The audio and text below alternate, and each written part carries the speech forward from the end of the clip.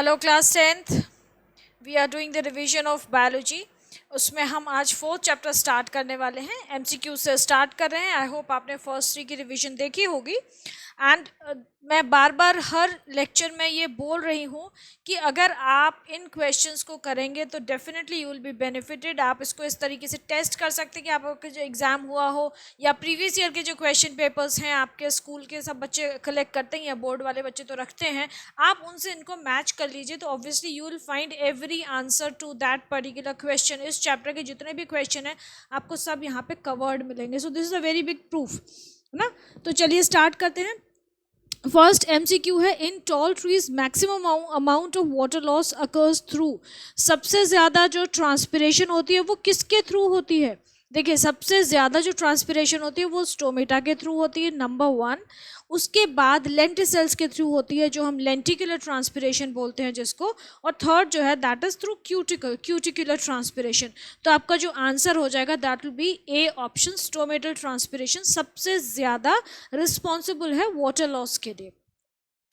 Next, the lower surface of leaf will have more number of stomata in a dorsiventral leaf जो होती है, dicots में होती है डॉर्सीवेंट्रल लीफ, उसमें लोअर सरफेस पे बहुत ज़्यादा स्टोमेटा होते हैं। तो इसमें तो ऐसे क्वेश्चंस में तो आपको even you don't have to look for other options also, आपको फर्स्ट टाइम में ही आंसर समझ में आ जाता है। Next, during the mechanism of opening and closing of stomata, opening and closing of stomata का मैकेनिज्म बड़ा इंपॉर्टेंट है, उसको आप ढंग से पढ़िएगा। तो क्या हो रहा है, इंपॉर्टेंट फैक्टर क्या है? The protein condition of the cells, no. turgid and flaccid state of the cell, yes, the stomatal opening does depend on the turgid and flaccid state of the guard cells. guard cells turgid होते हैं, उनकी inner wall thick होती है तो वो पुल करते हैं और वो खुल जाते हैं, तो stomatal pore is visible, stomatal pore open हो जाता है। जब guard cells flaccid हो जाते हैं तो उनकी walls जो है collapse हो जाती हैं and they shrink and the stomatal pore almost closes. So the correct option would be the turgid and flaccid state of the guard cells. लेकिन यहाँ पे देखो स्टार्च कंटेंट दे रखा है।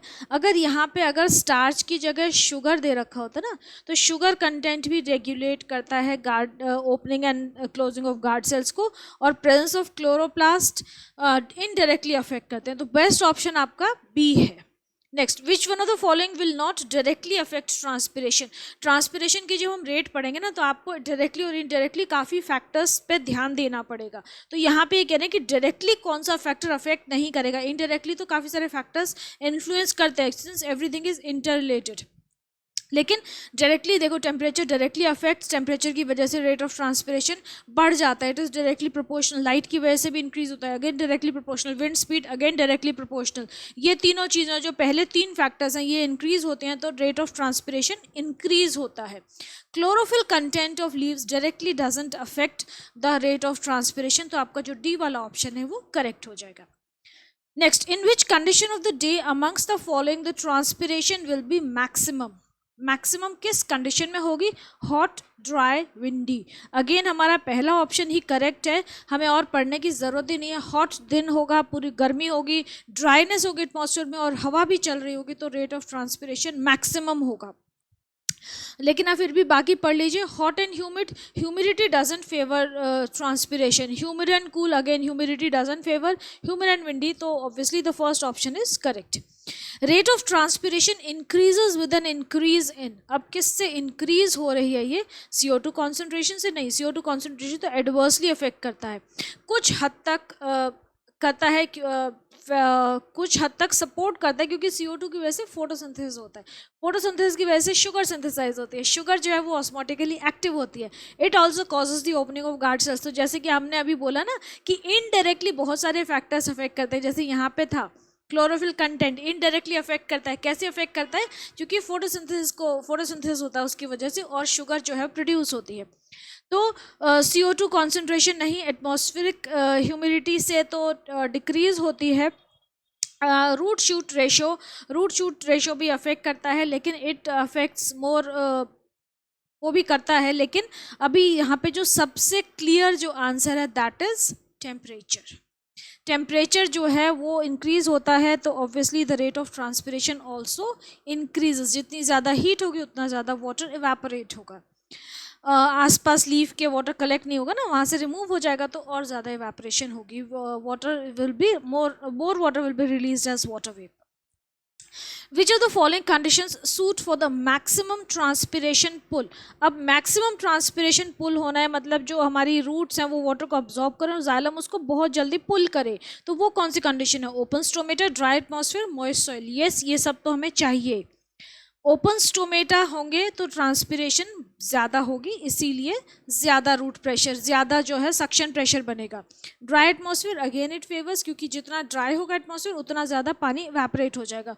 मॉइस्ट सॉइल कैसे अफेक्ट करेगा कि सॉइल जितना ज़्यादा मॉइस्ट होगा रूट हेयर उतना ज़्यादा वाटर अब्जॉर्ब करेंगे और ट्रांसपिरेशन के लिए प्रोवाइड करेंगे वाटर. तो हमारा जो पहला वाला ऑप्शन है वही करेक्ट है. Open stomata, dry atmosphere and well watered soil, ये सब फेवर करते हैं ट्रांसपिरेशन को. बाकी देख लेते हैं. Open stomata high humid atmosphere, यहाँ पे इन्होंने हाई ह्यूमिड एटमॉस्फेयर दे दिया, ये बिल्कुल भी सपोर्ट नहीं करता ट्रांसपिरेशन के रेट को, इसीलिए ये वाला ऑप्शन सही नहीं है. वेल इरीगेटेड सॉइल तो सही है. Next, open stomata, high humid atmosphere and dry soil, अब यहाँ पे ये दोनों फैक्टर ही फेवरेबल नहीं है. Close टोमेटा, dry atmosphere, dry soil, यहाँ पे तो तीनों फैक्टर्स ही अनफेवरेबल हैं. Okay, so let's drop it. Next, with the decrease in atmospheric pressure the rate of transpiration will. Atmospheric pressure decrease होगा तो रेट ऑफ ट्रांसपिरेशन क्या होगी? देखो, एटमॉस्फेरिक प्रेशर जब ज़्यादा हो जाता है तो रेट ऑफ ट्रांसपिरेशन कम हो जाती है, क्योंकि प्रेशर पड़ता है, एटमॉस्फेयर का प्रेशर मतलब हवा का प्रेशर ज़्यादा है, तो ऑब्वियसली वो पानी को इवेपोरेट नहीं होने देगी, तो रेट ऑफ ट्रांसपिरेशन डिक्रीज हो जाता है. तो obviously opposite is converse is true कि एटमॉस्फेरिक प्रेशर जब कम हो जाएगा तो बहुत आसानी से वाटर जो है वो इवेपोरेट हो जाएगा. जब प्रेशर ज़्यादा होगा तो क्या होगा? वाटर वेपर कंडेंसेशन की तरफ जाएगा ना. अब प्रेशर कम हो गया तो वाटर वेपर जो है वो वाटर वेपर की फॉर्म में ही रहेगा, तो rate of transpiration will increase. The chemical use in the demonstration of experiment on transpiration is, हम कौन सा केमिकल यूज़ करते हैं ट्रांसपिरेशन के एक्सपेरिमेंट्स में? हम ये शो करते हैं ना कि ट्रांसपिरेशन हुआ कि नहीं हुआ. हम एक पेपर यूज़ करते हैं जिसकी हम वेटनेस और ड्राइनेस के कलर चेंज से हम पता करते हैं कि रेट ऑफ मतलब ट्रांसपिरेशन हो रहा है कि नहीं हो रहा है, या रेट क्या है उसका. तो हमारा पेपर कौन सा, आपको ये सारे जो केमिकल्स दे रखे हैं इनको पढ़ने की ज़रूरत नहीं होनी चाहिए. इस स्टेज पे आपको क्लियरली पता होना चाहिए कि कोबाल्ट क्लोराइड पेपर जो है उसको हम यूज़ करते हैं. It is blue in colour when dry and turns pink when wet. जब ड्राई होता है तो क्या होता है? ब्लू कलर का होता है, और जब वेट होता है तो इट टर्न्स पिंक. तो it is a clear indication of transpiration taking place. Next, in which of the following conditions plants loose water bye guttation. Guttation से वाटर लूज होता है. प्लांट्स कब लूज करते हैं? रात में जो वाटर लूज करते हैं या अर्ली मॉर्निंग में लूज करते हैं थ्रू हाइड्रोथोर्स that are present along the margins of the leaves. ये कब होता है? जबकि सॉइल वेट होगा और जो एटमॉस्फेयर है वो ह्यूमिड होगा और रेट ऑफ ट्रांसपिरेशन उस समय नहीं, मतलब ट्रांसपिरेशन नहीं हो रही होगी, है ना. तो हमारे क्या ऑप्शंस दे रखे हैं? Soil is wet and atmosphere is dry, no. Soil is wet and atmosphere is humid, ये हमारा करेक्ट ऑप्शन है. Soil is dry, atmosphere is dry नहीं. रेट ऑफ ट्रांसपिरेशन है नहीं, क्योंकि ट्रांसपिरेशन तो होता ही नहीं है जब गटेशन हो रहा होता है. गटेशन रात में होता है या अर्ली मॉर्निंग में होता है, जब रूट प्रेशर बहुत ज़्यादा हो जाता है, पानी बहुत अब्जॉर्ब कर लेता है प्लांट, तब excess water is lost out through water droplets along the through the outlets present along the margins of the leaves, and those outlets जो कि leaves के चारों, leaves की जैसे ये leaf है ना आपकी, तो leaf के edges पे present होते हैं, उनको हम क्या बोलते हैं? हाइड्रोथोड्स. लीफ के मार्जिन पे प्रेजेंट होते हैं, ओपनिंग्स, इनको हम बोलते हैं hydathodes. And water is lost as liquid water in the form of droplets through this hydathodes, and the process is known as guttation. The process of guttation takes place. Guttation कब होता है? जबकि root pressure बहुत high होता है, rate of transpiration लो होता है या नेग्लिजिबल होता है. तो अब हम देख लेते हैं कौन सा ऑप्शन सही है हमारा यहाँ पे. फर्स्ट वाला ऑप्शन ही सही है कि रेट ऑफ ट्रांसपिरेशन कम है, रूट प्रेशर बहुत ज़्यादा है, तब गटेशन होती है. Root pressure is low, rate of transpiration is high, no. Root pressure equals rate of transpiration, again no. Root pressure as well as rate of transpiration are high, तो फिर guttation क्यों होगा? तब तो water will be lost as water vapour, तो liquid water बचेगा ही नहीं ना, तो फिर तो वो तो बिल्कुल ही आउट ऑफ क्वेश्चन है. Okay next, transpiration normally takes place in the presence of, transpiration normally किसकी प्रेजेंस में होती है? It normally takes place in the presence of sunlight, ठीक है, सनलाइट की प्रेजेंस में होती है।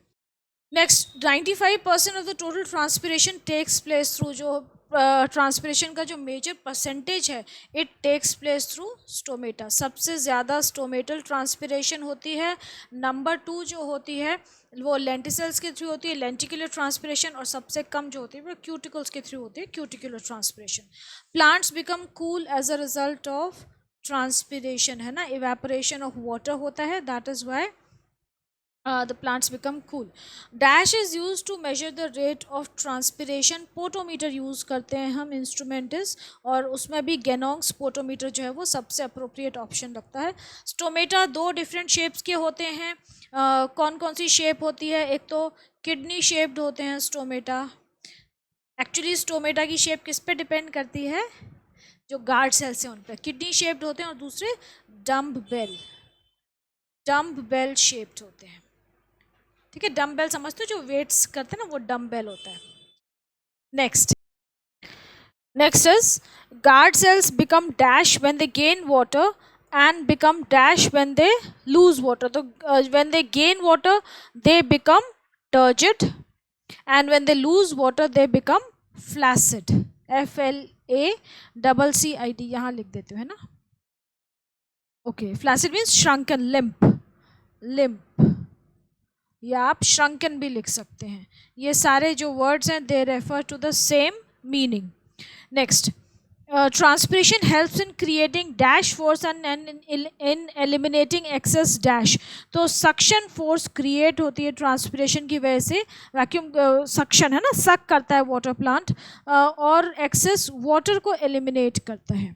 Next, closing of dash and shedding of leaves reduce. Closing of क्या? स्टोमेटा, और शेडिंग ऑफ लीव्स, अगर पत्तियां नहीं होंगी तो ऑब्वियसली स्टोमेटा तो होंगे ही नहीं, तो ये क्या रिड्यूस करेंगे? They will reduce rate of transpiration. तो you can just write transpiration or you can also write rate of transpiration. Either is correct. Next, true false. True false में अगेन आप हमेशा यहाँ पे ये स्टेटमेंट दे रखी हो या ना दे रखी हो कि rewrite the false statement correctly, आप हमेशा ट्राई करिए कि जो फॉल्स स्टेटमेंट है उसको मेंटली एटलीस्ट करेक्ट ज़रूर करिए। Next, first is transpiration is a physiological process. बिल्कुल सही बात है, फिजियोलॉजिकल प्रोसेस है। मीजोफिल्स फिजियोलॉजिकल प्रोसेस क्या होती है? जो कि लाइव सेल्स में होती है ना, जो जिंदा है जो सेल्स, उनमें जो भी प्रोसेस होती हैं बायोकेमिकल, उनको हम फिजियोलॉजिकल प्रोसेसेस कहते हैं, फिजियोलॉजी कॉन्स्टिट्यूट करती हैं वो। Next, mesophyll cells are the extensions of outer epidermal cells of the root. Mesophyll cells extension होती हैं outer epidermal cells of the root की, या क्या होते हैं? एक्सटेंशन क्या होती हैं? जो एपिडर्मल सेल्स होती हैं उनकी एक्सटेंशन को हम क्या बोलते हैं? उनकी एक्सटेंशन को हम बोलते हैं रूट हेयर। तो root hair are the extension of the outer epidermal cells of the roots. Next, more transpiration occurs from the upper surface of the leaves. ये बिल्कुल सही बात है, sorry I'm so sorry, this is false.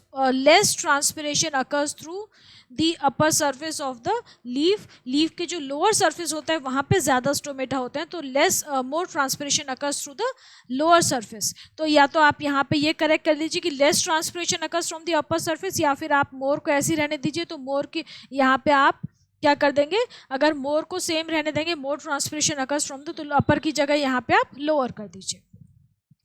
Original statement जो है that is false. Next, transpiration takes place in all plants. सारे plants में transpiration नहीं होती है, ट्रांसपिरेशन उन्हीं प्लांट्स में होती है जिनमें कि ग्रीन लीव्स प्रेजेंट होती हैं और स्टोमेटा होते हैं।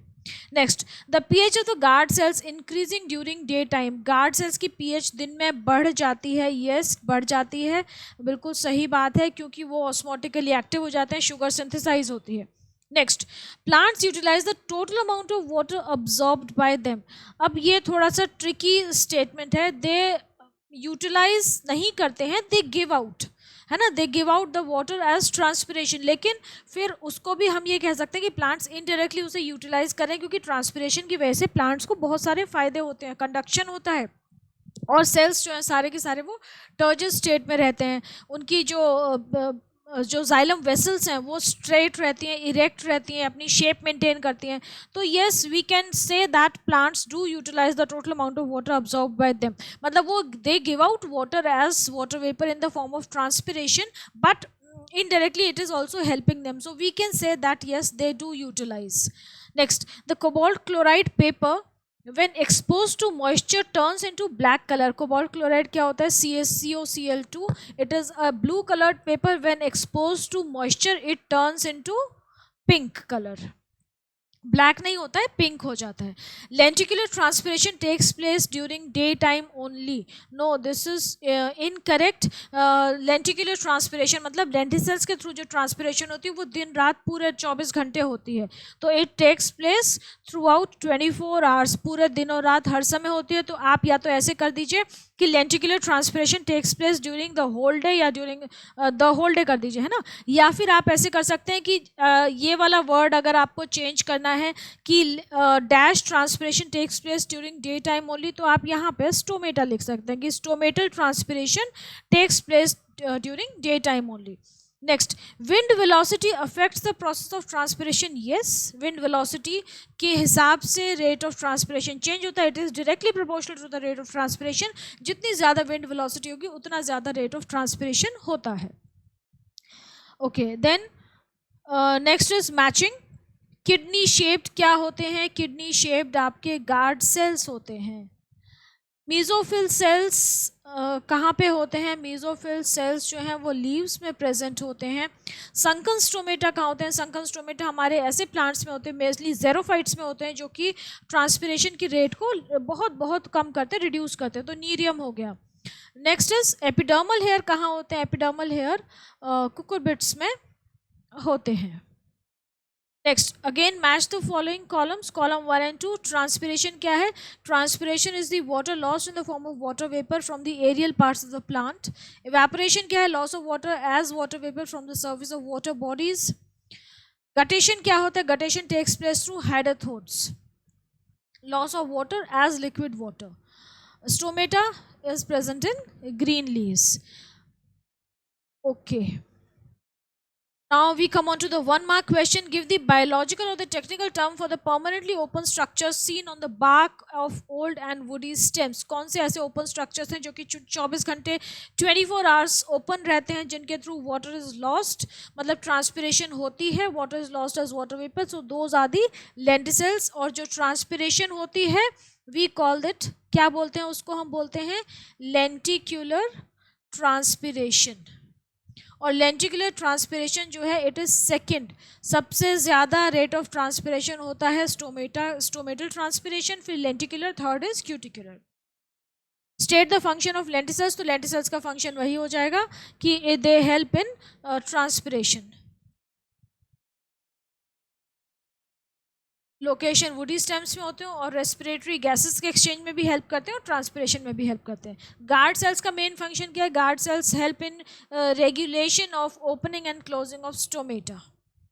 Thus they control the gases exchange and they also they control the rate of transpiration. Guard cells transpiration के लिए कैसे अडेप्टेड है? कैसे अडेप्टेड है कि जो आउटर जो गार्ड सेल्स होते हैं ना, ऐसे होते हैं ना गार्ड सेल्स, किडनी शेप्ड होते हैं, बीन शेप्ड. तो इनकी जो इनर वॉल होती है ना, ये वाली जो वॉल है ये थिक होती है और आउटर वॉल जो होती है वो थिन होती है. तो इसकी वजह से क्या होता है, ये कॉन्ट्रैक्ट करते हैं. तो जब ये एक्सपैंड करते हैं तो ये गार्ड सेल्स ओपन हो जाते हैं, जब कॉन्ट्रैक्ट होते हैं, श्रिंक हो जाते हैं, तो गार्ड सेल्स स्टोमेटा क्लोज हो जाते हैं. Outer wall of guard cells thin is while the inner wall is thick. Guard cells control the opening and closing of stomata by turgidity. कि टर्जिडिटी चेंज होती है तो गार्ड सेल्स की opening and closing होती है. जब वो turgid होते हैं तो गार्ड सेल्स ओपन होते हैं, जब वो फ्लैसिड होते हैं तो गार्ड सेल्स क्लोज हो जाते हैं. Given below are 5 terms, arrange and rewrite them in the correct order so as to be in logical sequence. Yes, logical sequence वाले जो questions हैं ये आपके एग्जाम्स में 100% आते ही आते हैं. एक या दो आते हैं. Spongy cells, upper epidermis, stoma, palisades tissue, sub stomatal space. अब देखो यहाँ पे आपको ये सीक्वेंस दिखाई गई है कि वाटर ट्रांसपिरेशन के थ्रू कैसे लूज होता है, वाटर का पाथवे क्या है, कैसे मूव कर रहा है. तो सबसे पहले देखिए अपर एपिडर्मिस सबसे बाहर होता है. Number 1 upper epidermis. Upper epidermis के जस्ट नीचे क्या होते हैं? पैलिसेड सेल्स होते हैं. पैलिसेड सेल्स आ गए। पैलिसेड सेल्स के बाद स्पॉन्जी टिश्यू आता है। स्पॉन्जी टिश्यू के बाद क्या होता है, सब स्टोमेटल स्पेस होता है स्टोमेटा के चारों ओर, एंड लास्ट में स्टोमा इज देयर। तो इसको आप एक ये भी कह सकते हैं, ये आपको इस तरह भी पूछ सकते हैं कि the path of water being lost as water vapour during the process of transpiration, तो ये वो भी हो सकता है, ठीक है। Next, given below is a set of 5 terms, rewrite the terms in logical sequence. दोबारा से आ गया, यहाँ पे क्या दे रखा है, stoma, mesophyll cells, xylem, substomatal space and intercellular space, loss of water due to transpiration. अगर जो मैंने आपको बोला ना कि वाटर का पाथ बताना है आपको, तो यहाँ पे नंबर 1 क्या हो जाएगा, देखो यहाँ पे अब अंदर से बाहर जा रहे हैं हम, पानी आ गया है, रूट से ऊपर आ गया, स्टेम में, लीफ में आ गया, अब वो मूव कैसे करेगा, बाहर कैसे जाएगा पानी, वो वाली बात हो रही है। इससे पहले वाले क्वेश्चन में हम बाहर से अंदर आए थे, अपर एपिडर्मिस से, यहाँ पे आपको अंदर से बाहर जाना है। तो देखिए xylem, loss of water, water आ कहाँ से रहा है, जाइलम से, तो number 1 will be xylem. Xylem के बाद अब हम बाहर जा रहे हैं, तो जाइलम के बाद क्या आएगा, देखो यहाँ पे आपके आएंगे मीजोफिल सेल्स, मीजोफिल सेल्स के बाद फिर आएगा इंटरसेल्युलर स्पेस, इंटरसेल्युलर के बाद स्पेस के बाद आएगा सबस्टोमेटल स्पेस, और लास्ट में आएगा स्टोमा। ये अंदर से बाहर जा रहा है, ठीक है। The wax like layer on the epidermis of the leaves which reduces transpiration is cuticle, cuticle है और ये ट्रांसपिरेशन को रिड्यूस करती है। Atmospheric humidity promotes transpiration from a green plants, do you agree, no we totally disagree. Atmospheric humidity transpiration की rate को reduce करती है, ठीक है। Next, differentiate between the following pair on the basis of what is indicated in brackets, leaf and liver. Leaf and liver ये मैं आपको जब पढ़ाती हूँ तो मैं हर बार हर क्लास में कम से कम 50 बार ये वाली चीज़ बताती हूँ कि leaf and liver, the form in which glucose stored, you must be very, ये बड़ा इंपॉर्टेंट क्वेश्चन है, अक्सर पूछ लेते हैं अलग अलग फॉर्म्स में। तो लीफ में जो है glucose stored in the form of starch, and in animals it is stored in the form of glycogen in the liver. Give biological reasons for the following statement. In some xerophytes, leaves are modified into spines. Yes, because just to reduce the rate of transpiration, rate of water loss. क्योंकि जो xerophytes हैं, they are growing in dry conditions, desert areas में grow करते हैं जहाँ पे पानी बहुत कम होता है. तो in order to reduce transpiration, the leaves are modified into spines. Next, name the waxy layer on the epidermis of the leaf. तो वैक्सी लेयर जो कि एपिडर्मिस पे प्रेजेंट होती है, ट्रांसपिरेशन को रिड्यूस करती है, that is cuticle. Next is, some plants show wilting in the leaves during midday even when the soil is well watered. Give biological reason. Well watered soil है फिर भी plant wilt हो जाएगा, क्यों? क्योंकि rate of transpiration exceeds the rate of absorption of water from the soil. बस simple सा ये रीज़न है कि रेट ऑफ ट्रांसपिरेशन ज़्यादा है, रेट ऑफ अब्जॉर्प्शन कम है, तो विल्टिंग शो होती है. Next, give the appropriate technical term for the following. An apparatus that measures the rate of water uptake in a shoot, that is potometer. ये आप ध्यान रखेंगे कि पोटोमीटर जो है ये क्या मेजर करता है, रेट ऑफ ट्रांसपिरेशन तो इनडायरेक्टली मेजर करता है, actually it measures the rate of uptake of water by the roots. किस स्पीड से वाटर अब्जॉर्ब कर रहे हैं रूट्स, वो चीज़ मेजर करता है potometer. Define guttation. Exudation of water drops from the edges or the tips of leaves through hydrothodes is known as guttation. It takes place during night or early morning hours. Choose between the two options to answer the questions specified in the brackets. Lenticels और stoma किस कौन से वाले खुले रहते हैं हमेशा? Lenticels हमेशा ओपन रहते हैं. Stomata are closed during night time. या जब sun चला जाता है तो stomata close हो जाते हैं. Mention the exact location of the following hydrothodes. Hydrothodes are present along the margins of the leaves. Give the exact location. वही same question. बोर्ड में बार बार रिपीट हो रहा है. Differentiate between transpiration and guttation on the basis of structures involved. Transpiration और guttation के बीच में difference on the basis of the structures through which they take place. तो transpiration takes place through stomata, guttation takes place through hydrothodes. Identify the odd one. और बाकी की category बताइए. Transpiration, photosynthesis, phagocytosis, guttation. तो phagocytosis जो है ये एक एनिमल सेल्स में प्रोसेस होती है जिसकी वजह से कि जो सेल्स हैं WBCs जो हैं वो बाकी जो फॉरेन सेल्स हैं, इन्फेक्शन है उसको इन्वेड करते हैं, उसको किल कर देते हैं. तो that is phagocytosis. Transpiration, photosynthesis, guttation तीनों प्लांट्स के फिजियोलॉजिकल प्रोसेसेस हैं. तो phagocytosis will be the odd one out. Next, choose the correct alternative. Loss of water as droplets through the leaves of an intact plant is termed as, यहाँ पे आपको 3 option दे रखे हैं, bleeding, guttation and transpiration. तो loss of water as water droplets through the leaves of an intact plant, यहाँ पे जो उन्होंने स्ट्रेस किया ना कि प्लांट जो है वो इंटैक्ट है, साबुत है, उसको कोई इंजरी नहीं हुई है, कहीं से कटा नहीं है, टूटा नहीं है, तो ये क्या होगा, ये प्रोसेस हो जाएगी गटेशन। यहाँ पे इन्होंने ब्लीडिंग टर्म भी दे रखी है। ब्लीडिंग क्या होती है, जैसे हमें नॉर्मली इंजरी होती है तो ब्लड निकलता है ना, that is known as bleeding. ऐसे ही प्लांट को जब हम कट कर देते हैं, प्लांट को कोई इंजरी होती है तो उसमें से थोड़ा सा सेल सैप एक्सयूड होता है मतलब निकलता है, इट कम्स आउट, तो उसको, उस प्रोसेस को हम कहते हैं ब्लीडिंग। तो bleeding is the exudation of cell sap या लॉस ऑफ वाटर या loss of liquid through the cut part of the stem और the injured part of the plant, and that is known as bleeding. तो इसीलिए यहाँ पे इन्होंने बोला है कि प्लांट जो है वो इंटैक्ट है, बिल्कुल ठीक ठाक है, उसे कोई चोट नहीं लगी है, तो the process will be guttation. Give the technical term exudation of sap from injured parts of the plant, उसको हम बोलते हैं bleeding. Write down the difference between the following as indicated with the brackets. Guttation and bleeding के cause के हिसाब से उनमें आपको डिफरेंस बताना है। तो गटेशन जो exudation of water from the leaves occurring when the amount of root pressure is high and transpiration is low. Root pressure बहुत ज़्यादा हो जाएगा, पानी बहुत ज़्यादा अब्जॉर्ब हो गया, ट्रांसपिरेशन हो नहीं रही है या बहुत कम हो रही है, तो पानी कहाँ जाएगा, पानी has to, the water has to move out of the plant body, तो it exudes in the form of water droplets along the margin of the leaves, जहाँ पे कि हेडेथोड्स प्रेजेंट होते हैं, वहाँ से वाटर निकलता है as water droplets, and that is known as guttation.